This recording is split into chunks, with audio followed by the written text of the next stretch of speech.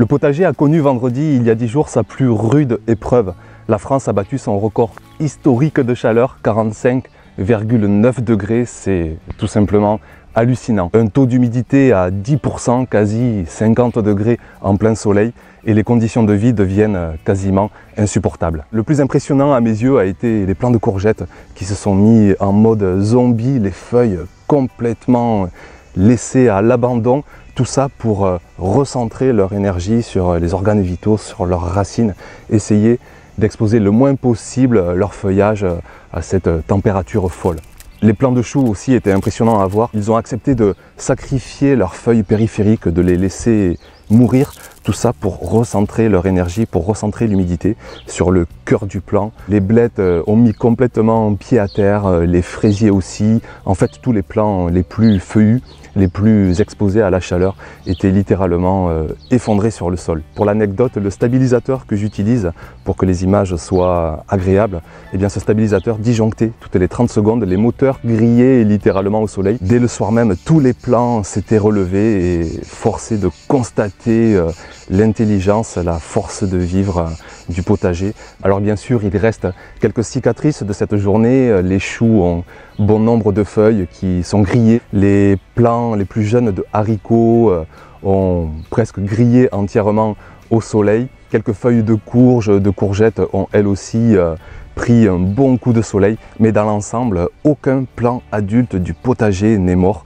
Finalement, le bilan de cette journée est hyper positif parce que depuis, on vit une canicule. On est tous les jours au-dessus de 30, 32, 34 degrés.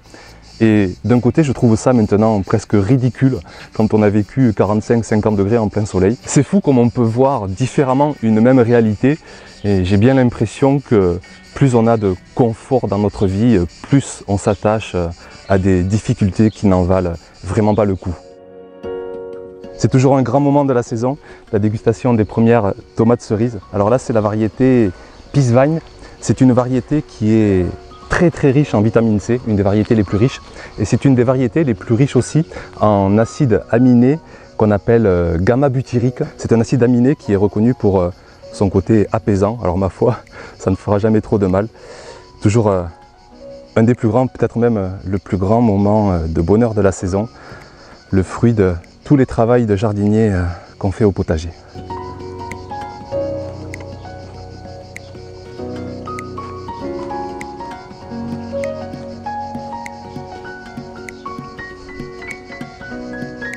Il n'y a pas de mots, là il faut le faire soi-même pour le comprendre, et vous êtes beaucoup à le faire et vous savez de quoi je parle.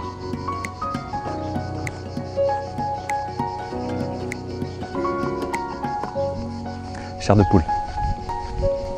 Le potager continue d'offrir de belles récoltes, mais ce n'est pas non plus une abondance démesurée. Vous êtes nombreux à me dire, mais que fais-tu de toutes ces récoltes? Alors je rappelle que ce sont toutes des variétés non F1 qui ne sont pas hyper productive. Je cherche surtout le goût dans le potager, ce qui fait que le panier que vous voyez là à l'image, c'est une récolte hebdomadaire et je ne récolte guère plus que ces quantités toutes les semaines. De quoi bien nourrir la famille de 4 personnes, et puis au moment des plus grosses récoltes, notamment de courges, de pommes de terre, de patates douces, je stocke simplement au garage, et s'il y a des excès avec les autres cultures, je stocke simplement au congélateur. Les carottes sont toujours aussi belles.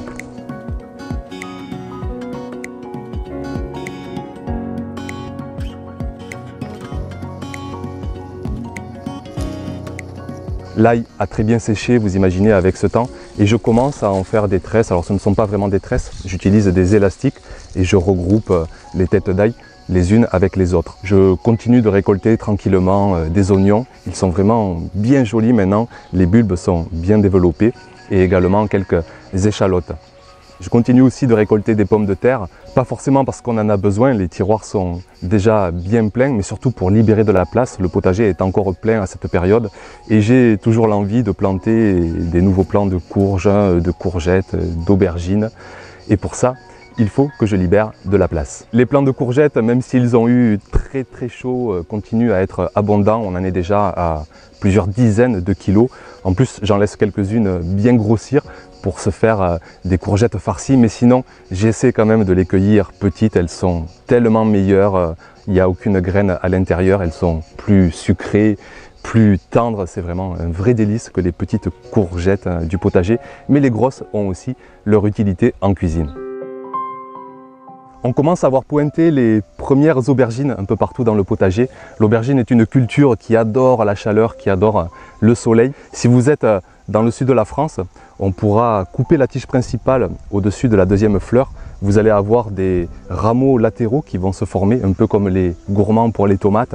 Et ces rameaux, vous les couperez eux aussi à leur tour au-dessus de la deuxième feuille. Vous laissez environ 4 tiges, 2 fleurs sur chaque tige et vous aurez jusqu'à 8 aubergines sur un seul plant. Je parle de variétés anciennes et non pas de plants hybridés ou encore des plants greffés où là, vous pouvez avoir jusqu'à 15-20 plants d'aubergines par plant. Dans le nord de la France, vous pouvez faire la même opération, tailler votre plant d'aubergine, mais au lieu de tailler vos rameaux au-dessus de la deuxième fleur, vous ne laisserez qu'une fleur par rameau et ainsi vous aurez 3-4 aubergines et beaucoup plus d'espoir pour les amener à maturité. Que ce soit les tournesols, que ce soit le maïs, ils ne sont pas là pour le côté nourricier du potager. Vous vous doutez bien qu'il y a des cultures bien plus productives, mais ils sont là déjà pour le côté esthétique. Quand vous voyez un tournesol qui monte à plus de 3 mètres de hauteur, ça donne toujours comme une certaine énergie positive au potager. Et puis aussi, ça nourrit le poulailler. Et on rentre dans un chouette cercle vertueux. Le potager va nourrir le poulailler avec les graines de tournesol, avec les graines de maïs. Et le poulailler va nourrir le potager au travers du fumier des poules. Et ça, c'est quand même aussi assez chouette. Le maïs nourrit aussi quand même la famille. Il faut faire pour cela du maïs doux. Là, vous voyez par exemple du maïs Bam Jam que j'ai semé, qui est en train de très bien se développer. 4 jolis pieds qui devraient nous apporter une belle quantité de maïs à manger pour la famille. J'adore son autodérision, ses partages avec toujours beaucoup d'humilité, de simplicité et c'est peut-être ça qui nous intéresse, on se reconnaît tous en lui. Jonathan partage son quotidien de jardinier avec ses joies, ses peines, ses galères, les aléas qu'on peut tous rencontrer. Il vient de fêter ses 1000 abonnés et j'avais envie de lui donner un coup de pouce supplémentaire pour qu'il ait encore plus de visibilité et pour qu'il nous partage encore plus son quotidien. Culture facile, c'est parfait pour moi ça. Foncez vous abonner à sa chaîne, vous avez le lien sous la vidéo et à la fin de la vidéo, l'apprenti jardinier. Allez jeter un œil, vous verrez, il y a toujours quelque chose à y prendre. Je ne vous parle pas beaucoup du tunnel végétal et pour cause, ce n'est pas une grosse réussite pour l'instant. Alors je suis transparent, je vous partage aussi, on va pas dire mes échecs, mais il y a encore des choses à améliorer. C'est la première année que j'essaie de faire un tunnel végétal et il y a quelques galères à rencontrer. Alors je vous les partage. Déjà, j'avais mis 2 plants de courges. J'espérais que ces plants allaient inonder le tunnel. Manque de bol, un des 2 plants s'est hybridé l'année dernière avec un plant de courgette, ce qui fait que j'ai une sorte de courge-courgette. D'ailleurs, c'est pas très bon, on l'a goûté en cuisine. C'est pas extraordinaire, c'est ça les aléas d'un potager, c'est que parfois on a des hybridations si on souhaite garder nos graines. Et l'autre variété, la pomme d'or, en fait il y a 2 sous-variétés. Une variété qui court sur des mètres et une variété qui est beaucoup plus restreinte et manque de bol là aussi. C'est cette variété que j'ai plantée, ce qui fait que mes 2 plants de courge ne vont pas du tout à l'assaut du tunnel végétal. Les haricots, eux, sont arrivés tout en haut, mais ils ne sont pas en assez grand nombre cette année. Je ne sais pas chez vous, mais les semis de haricots, c'est vraiment catastrophique. Je crois qu'il y a une maladie qui sévit dans beaucoup de potagers, qui fait pourrir les graines. Et il faut semer, ressemer. Alors c'est ce que j'ai fait, j'ai ressemé une quantité folle de haricots grimpants. Et je croise les doigts qu'au final, on ait quand même un tunnel végétal recouvert, mais plutôt qu'au mois de juillet, on va espérer que ce soit au mois d'août. J'ai replanté des plants de potimarron. Et pour finir, les plants de concombre que j'avais plantés, eux aussi ne grimpent pas assez haut. Et enfin, tous les plants de tomates cerises en sont à 1 mètre, 1,50 m de hauteur. Mais là, par contre, j'ai bon espoir que d'ici le mois d'août, par exemple, ils arrivent jusqu'en haut et franchissent ce fameux toit végétal. Pour l'instant, ce n'est pas une grande réussite, mais je croise les doigts, j'ai pas dit mon dernier mot. Et dans le pire des cas, j'ai retenu de bonnes leçons pour que l'année prochaine, à coup sûr, je réussisse au mieux ce tunnel végétal. La semaine prochaine, je pars en vacances dans les Alpes en famille, profiter de la féerie, des paysages montagneux. Et je vous retrouve vite dans 15 jours parce que j'ai encore plein de choses à vous montrer. J'ai les pastèques, les courges.